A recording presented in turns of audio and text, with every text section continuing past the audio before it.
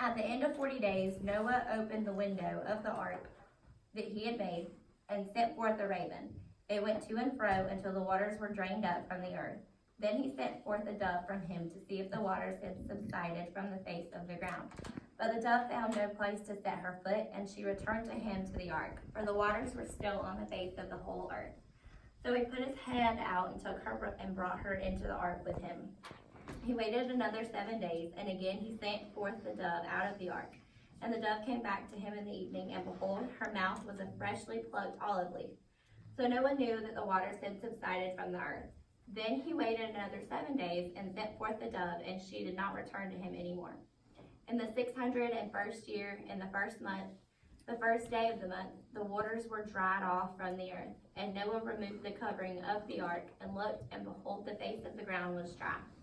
In the second month, on the 27th day of the month, the earth had dried out.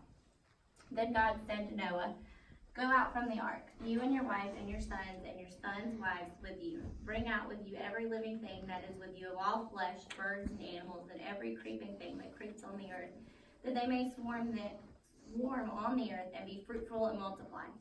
So Noah went out, and his sons and his wife and his sons' wives with him. Every beast, every creeping thing, every bird, everything that moves on the earth went out by families from the ark.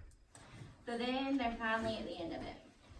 Noah uses the bird, the dove, to kind of figure out what's dry. Because if the dove finds anything green, she'll bring it back, like she did on the second try. But then if she finds a place to make a home, she won't return. Does that make sense? You don't got that part? So that was, it said after 40 days. So that was after the 150 days, right? Yes. At the end of 40 days, yes. So, where is this? I had a paper that listed everything. All right, here we go. So, we have the flood begins. We're going to say,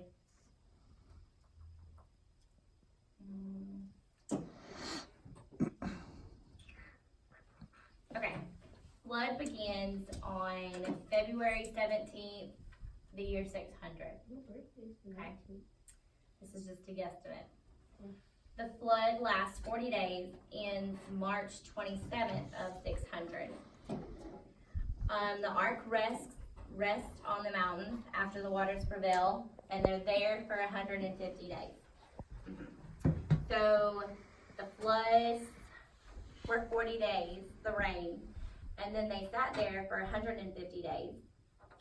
And then that would have been July 17th of 600, guesstimate. The mountain tops become visible around October.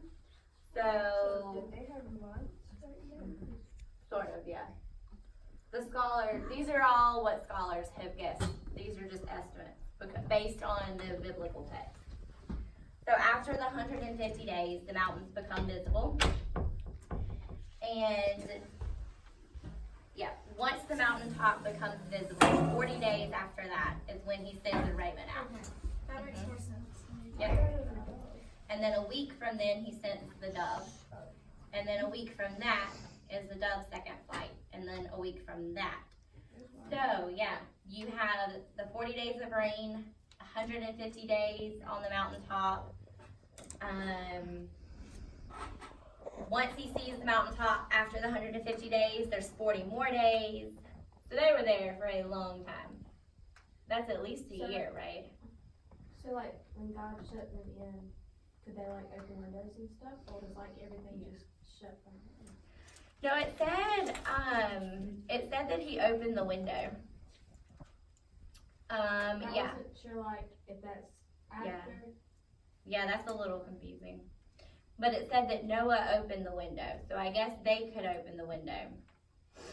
But then God said to Noah, "Go out from the ark, bring with you." Okay. I guess the ark was like high enough where they could open the window and that's what Yeah. So he could open the window at that point Then how was because that was when the waters were subsided. They could see the mountaintop then. So then they're just kind of sitting in the mountaintop. Mhm. Yeah, that's all they're doing. They're just kind of waiting. I couldn't wait that long. I couldn't either. Because you can't really, you can't farm because you're in an ark. And there's not a whole lot to do except take care of the livestock and the family. Mm-hmm. Aquaponics. What? Aquaponics. Aquaponics? Aquaponics. Like Aqua- farming with water. Oh, I mean, you could. Kind of smart, Weston. Way to go. Yeah, I'm smart. Yeah, you are, baby. You are. Okay. So, anybody else have any questions up until this point?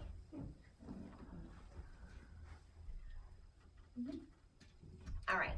So then, once the floods are over and they come out, they try to get back to a normal lifestyle. So chapter 8, verse 20 is where we're going to start. Then Noah built an altar to the Lord and took some of every clean animal and some of every clean bird and offered burnt offerings on the altar. So there's the offering. Hey, I just noticed that you came in. So there's the offerings right there. All right, verse 21.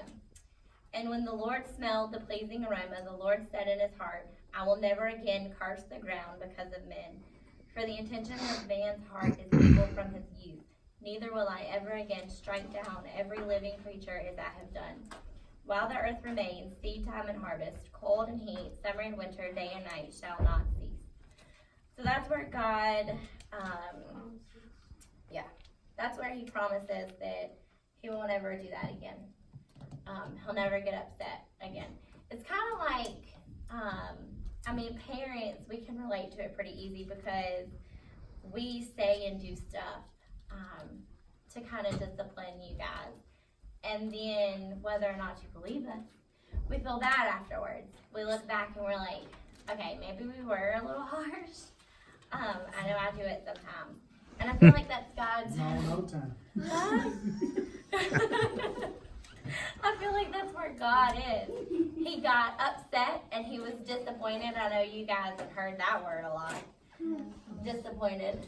I use that because Aubrey doesn't like it a lot. So I'll say disappointed. Well, it brings a point. It's not the fact that we're angry. It's the fact that we're hurt. Much like God was hurt because he had built this beautiful garden for his creation in which he wanted to share with all of us. And we kind of jacked that up. So he was upset. Would that be considered a sin because he got really mad and he wanted to destroy everything?